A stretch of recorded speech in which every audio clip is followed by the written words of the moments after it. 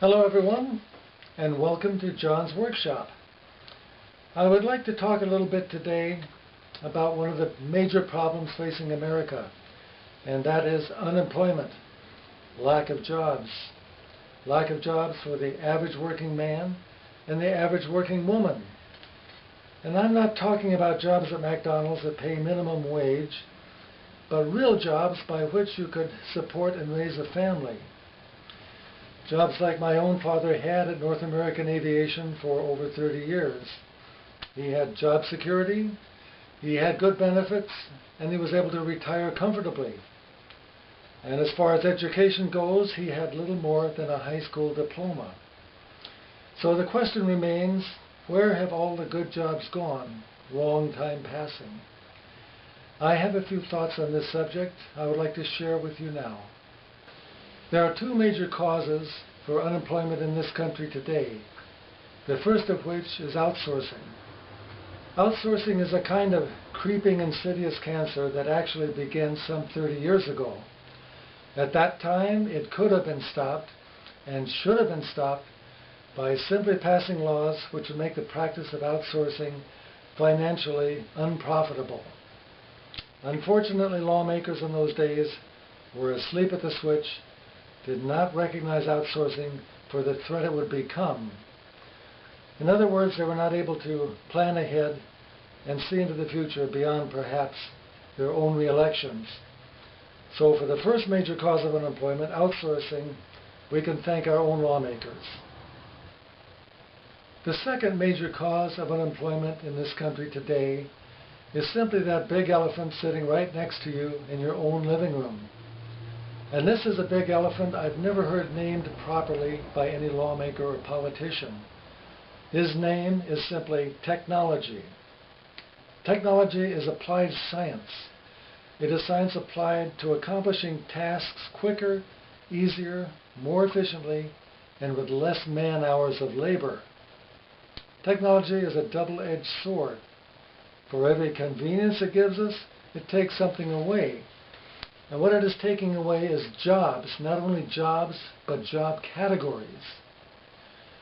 Back in the 1920s, 30s, and 40s, magazines like Popular Science and Popular Mechanics used to predict a utopian rosy future where all our work was done for us by machines, and we would be left with nothing but leisure time to enjoy.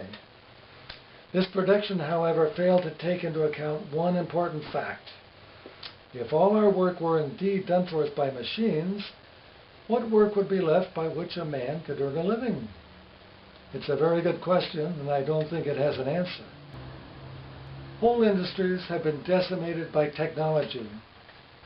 For example, the production of books, magazines, catalogs, and flyers used to employ many people. Nowadays, of course, it's much more cost-effective to simply place these things online, thereby saving the cost of paper, printing, bindery, and delivery. And speaking of delivery, what has technology done for the U.S. Post Office but sink it hopelessly in the red? Who writes letters anymore when sending an email is quick, easy, and costs nothing?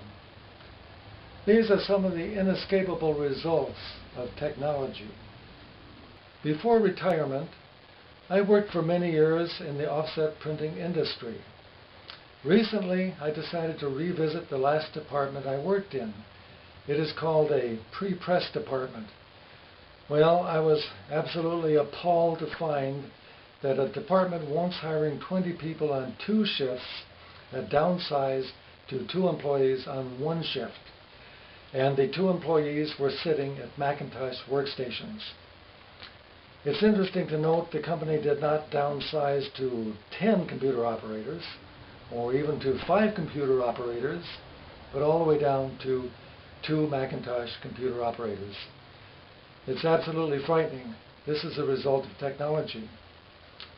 And speaking of frightening, something else is going on now in Home Depot, Ralph's Market, and other retail stores. It is the self-service checkout station. At the self-service checkout station, you can scan your own items, insert your cash or credit card, be given a receipt, and leave the store not having any contact with a human cashier. Of course, you are at liberty to avoid scanning a few items and thereby save a couple bucks, but the store has already taken this into consideration. You see, it's much cheaper to tolerate a little shoplifting than to hire more people, more cashiers.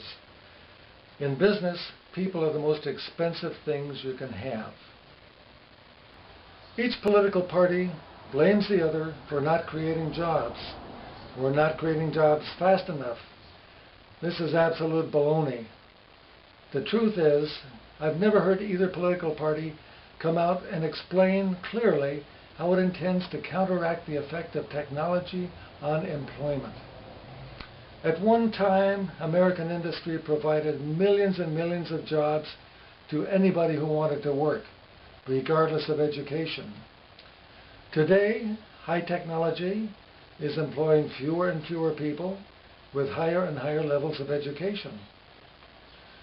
I'm afraid technology will be seen as the black plague of the 21st century, and regrettably, a plague for which I do not feel there is a cure. It's not a very rosy picture in the future.